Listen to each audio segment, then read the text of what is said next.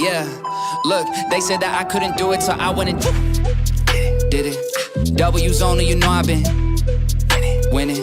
Top of It's the Money Doc here, and you know it's time for that money hack, life hack. And make sure you like, comment, and subscribe if I'm bringing you value today, but also make sure to share. Super big deal today. We're going to dive into something that is extremely, extremely important.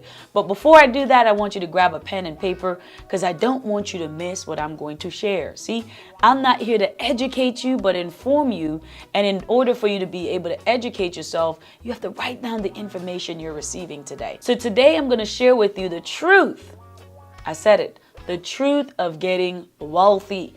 It is very simple. Building a better relationship with your money is not difficult. It's just a process. And I remember when I always, trying something different to build my wealth, and all I needed to do was copy and paste the right person doing the right thing. Let me say it one more time. Copy and paste the right person doing the right thing. And that individual at the time was Mr. Robert Kiyosaki.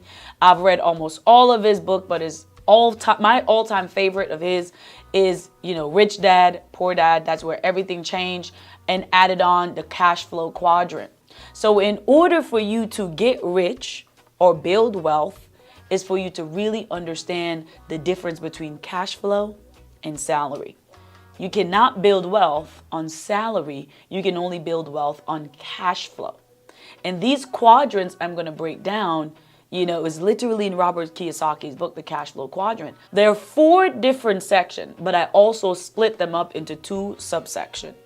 One is linear income and one is leveraged income. If you really want to build wealth, there's no way for you to build wealth just on linear income because it requires 100% of your time.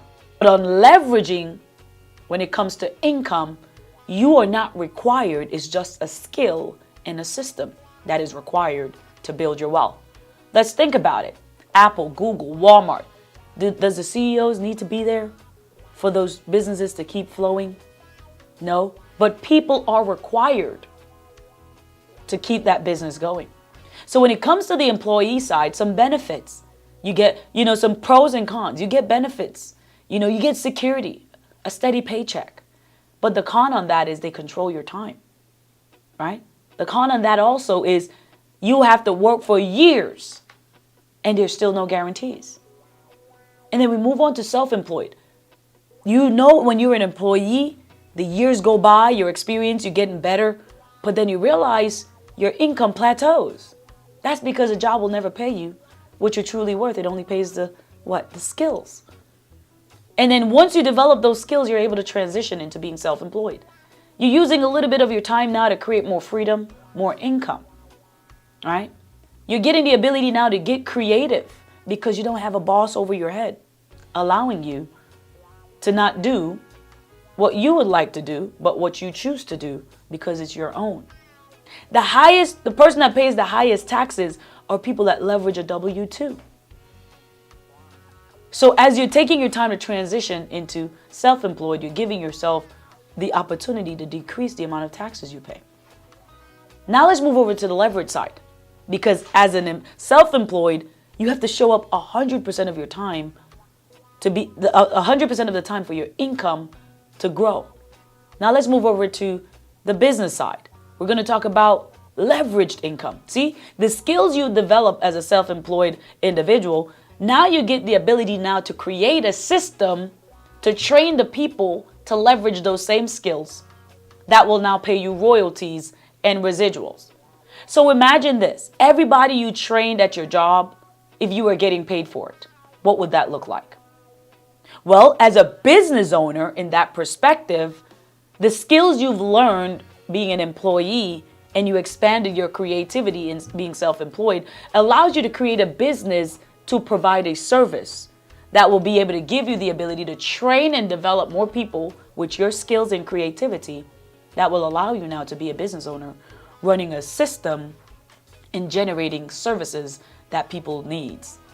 And by doing that, you're now able to do what? Bring an additional source of income, which will now allow you to invest. See, your investments fund your lifestyle. They create that wealth that you're looking for. But it also want to keep in the back of your mind, when it comes to investing, this has to be money you are okay with leaving there and allowing it to grow and compound. So you can do what? Leverage those same investments to create more investments. Because being financially free, being wealthy, is understanding how to get your assets to take care of your liabilities. It's very hard for you to become financially independent when all you're surrounded by are liabilities. So the easiest way, and the truth about getting wealthy, is stop trying to change something that's not broken. Find someone who's doing something that you would love to do to generate the results you definitely are looking for. Don't change what's not broken. Stay blessed and be blessed.